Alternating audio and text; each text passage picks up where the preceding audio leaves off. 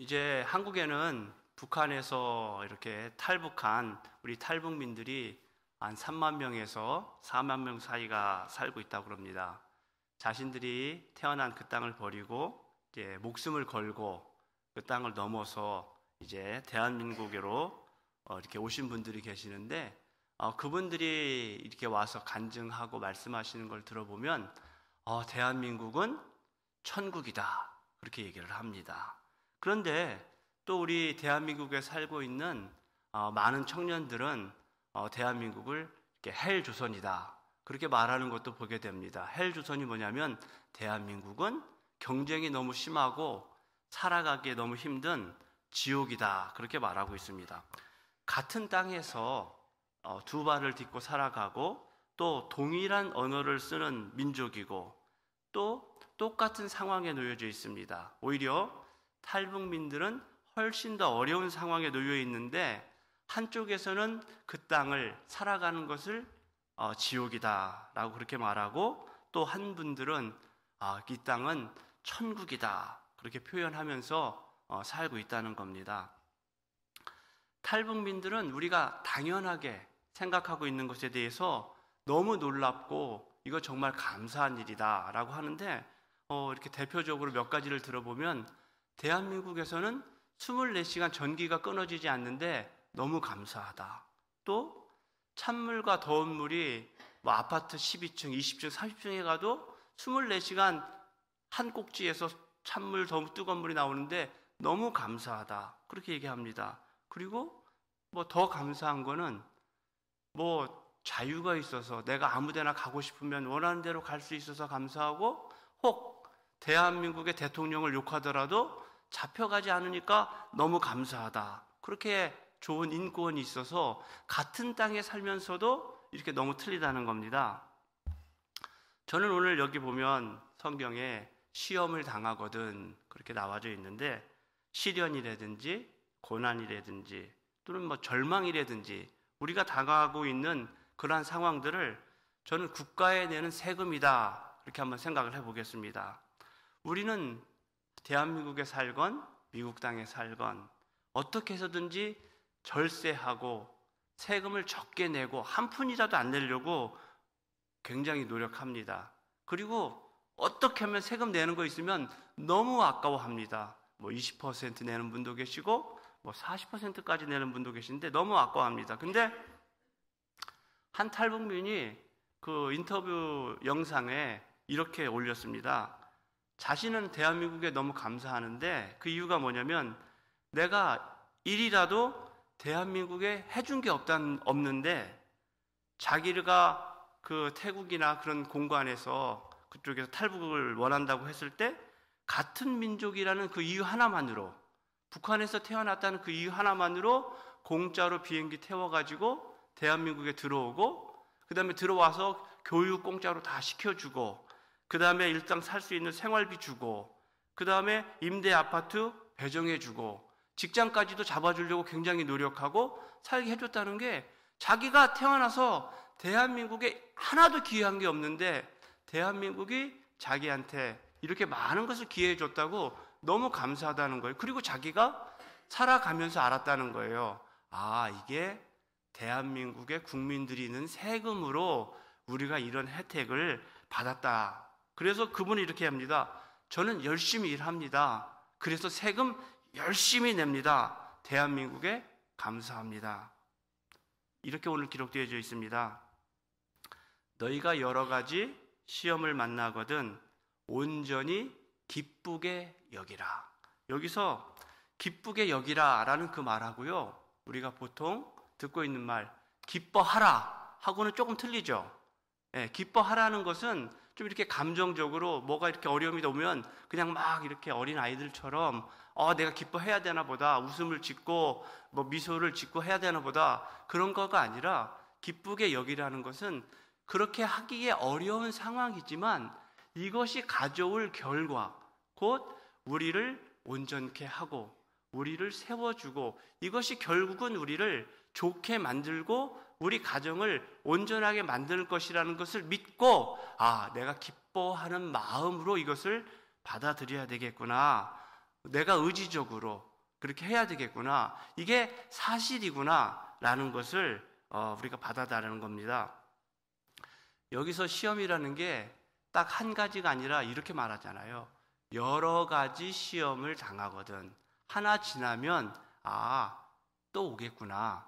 하나 또 지나면 또 오겠구나. 내가 하늘나라 갈 때까지 또 이 시험이 계속 되겠구나. 뭐 끝날 거라고 생각하지 말고 올 때마다 기쁨으로 받으면 그만큼 우리 하나님께서 더 좋게 해주신다는 겁니다.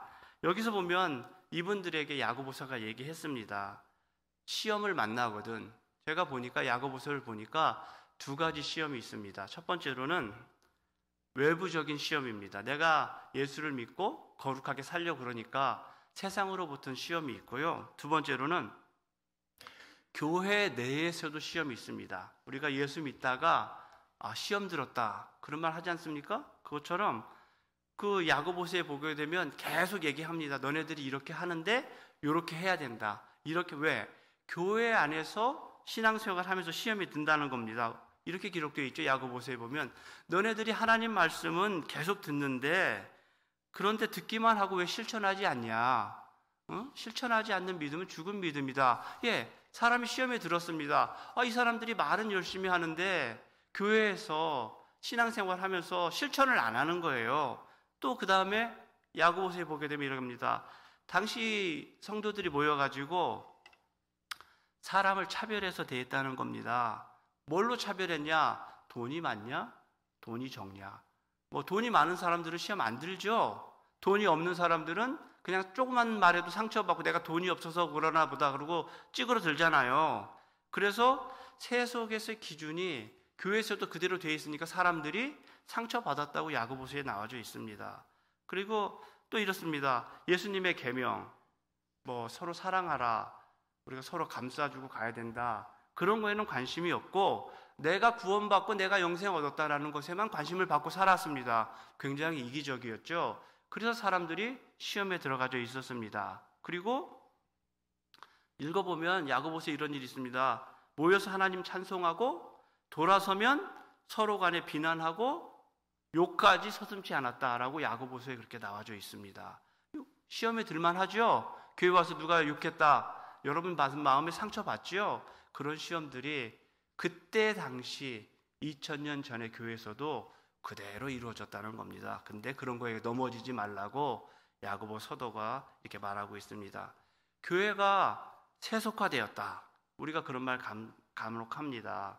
그러면 세속화되었다는 말을 이렇게 생각해 보면 우리들이 살고 있는데 우리들의 사고 또 우리들의 삶의 방식이 믿지 않는 사람들하고 차이가 없을 때 우리는 그걸 세속화됐다 그렇게 얘기를 합니다. 어디 가서 얘기를 하다 보면 저 사람 그리스도인이네 뭔가 차이가 나야 되는데 교회 안에서 예배 드릴 때는 다 예배 드리는 사람인데 밖에 나가서 얘기하다 보고 비즈니스 하다 보고 자식을 대한 그 모든 태도에서 세상 사람들하고 아무런 차이가 없다. 그러면 내가 세속화되었구나 그렇게 생각하시면 되겠습니다. 그래서 오늘 이 야고보 사도는 그가 사랑하는 그 성도들에게 우리 하나님으로부터 받은 성령의 감동으로 받은 메시지를 이렇게 전달하고 싶은 겁니다. 이렇게 하지 않고 예수님이 가르침, 하나님이 원하시는 거, 우리 아버지가 원하시는 거는 이거야 라면서 말하는 겁니다.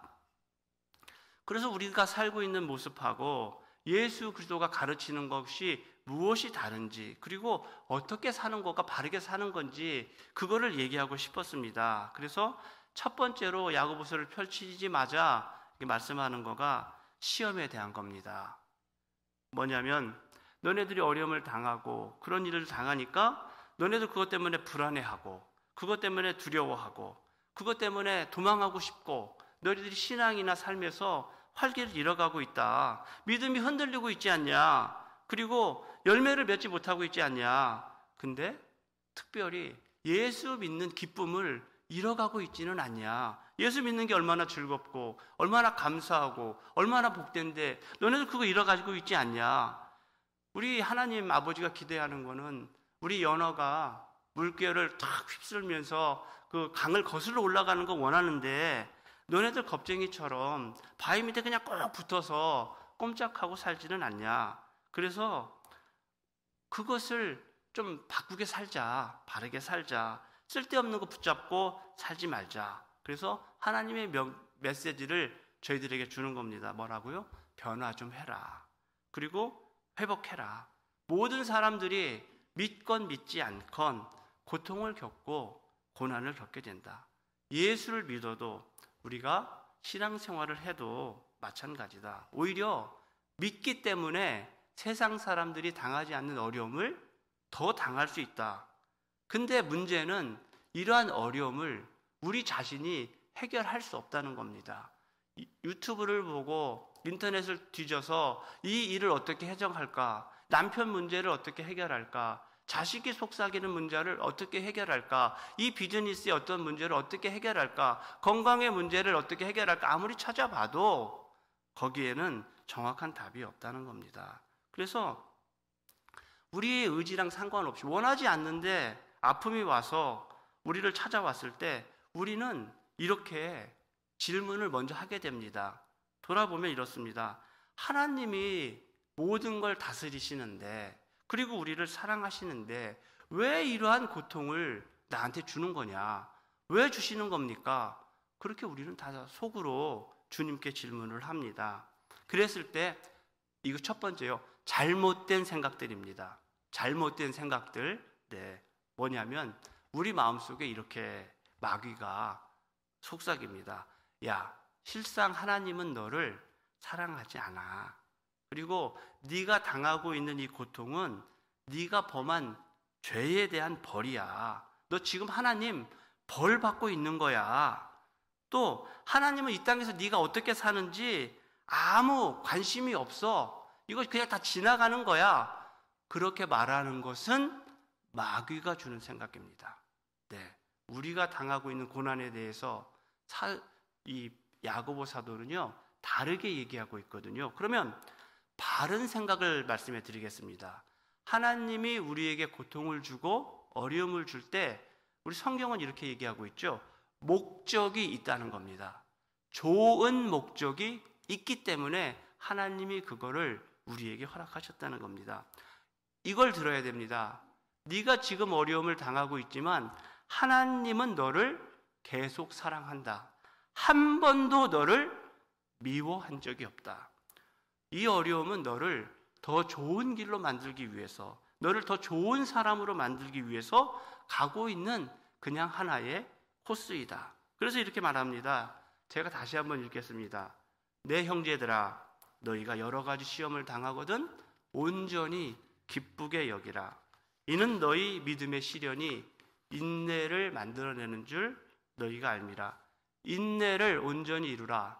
이는 너희로 온전하고 구비하여 조금도 부족함이 없게 하려 함이니라. 이게 하나님의 목적입니다. 인내를 온전히 이루라고요? 이게 무슨 말입니까? 참고 견디고 하나님을 기다리라는 말입니다. 좀 못 참겠어요. 뛰쳐나가지 말고 기다리고 있으라는 겁니다. 성경의 모든 인물들 한 사람도 거의 예외가 없이 다 어려움을 겪었습니다. 온갖 믿음의 역경들을 다 넘어섰습니다.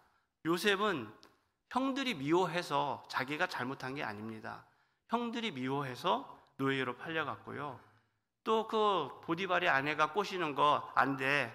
하나님이 기뻐하는 거 나 선택해야 돼. 선택했다가 감옥에 들어가서 종신형을 선고받았습니다. 왕의 감옥에 들어갔다는 것은 왕이 불러내기 전에는 나올 수 없는 감옥에 들어간 거예요.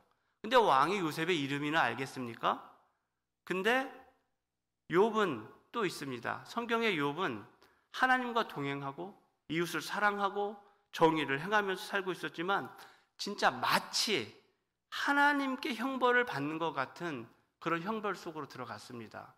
그때 욥은 이렇게 기도하죠. 주님, 차라리 저를 죽여주시면 더 좋겠습니다. 제가 스스로 목숨을 끊을 수는 없고 하나님 저를 그냥 여기서 회복 안 시켜줘도 좋으니까 그냥 저를 주님 품으로 데려가 주세요 라고 기도했습니다. 성경을 보면 그렇게 적혀져 있습니다.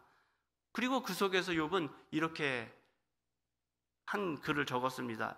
참, 인생은 고난을 위해서 났나니 불티가 위로 나름 같다. 그래서 견디고 버티고 참고 기다리고, 그게 인내고 믿음입니다. 우리 성경에 보면 우리가 잘 아는 말 있죠. 그리 아니하실지라도 나는 이렇게 살겠습니다라는 그 믿음이 우리가 가지 필요로 하는 인내의 믿음입니다. 요셉은 이렇게 했을 것 같아요. 내가 평생을 이 감옥에서 썩더라도 나는 하나님에 대해 원망하지 않겠습니다. 내 삶에 대해 불평하지 않겠습니다. 단 1도 내가 왜 이곳에 있는지 이해되진 않고 설명할 수는 없지만, 그래도 나는 이 일에 하나님의 뜻과 다스리심이 있음을 믿습니다. 이게 인내입니다. 우리가 어려움을 당할 때 바로 이게 필요합니다. 그래 안 해도 저는 그냥 끝까지 주님 붙잡고 살겠습니다. 그래서 히브리서 12장 1절 2절에 이렇습니다.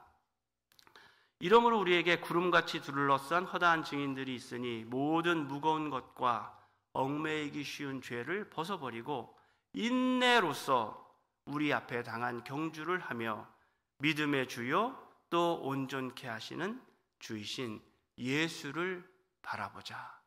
어려움에 있어도 주님을 볼 수 있습니다. 그래서 우리는 기뻐할 수 있고 기쁨으로 그 시련을 받아 넘어갈 수 있습니다. 우리 잠깐 생각해 보면요, 우리에게 당한 어려움이 큽니까?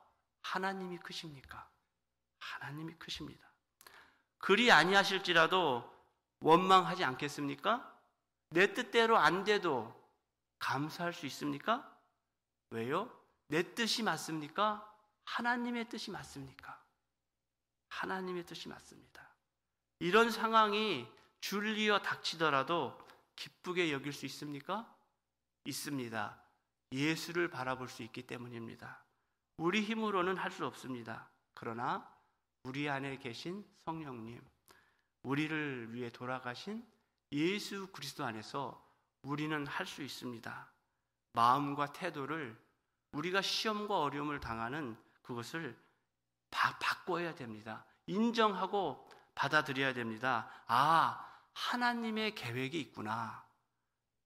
그리고 아멘으로 살아가기를 간절히 원합니다. 기도드리겠습니다.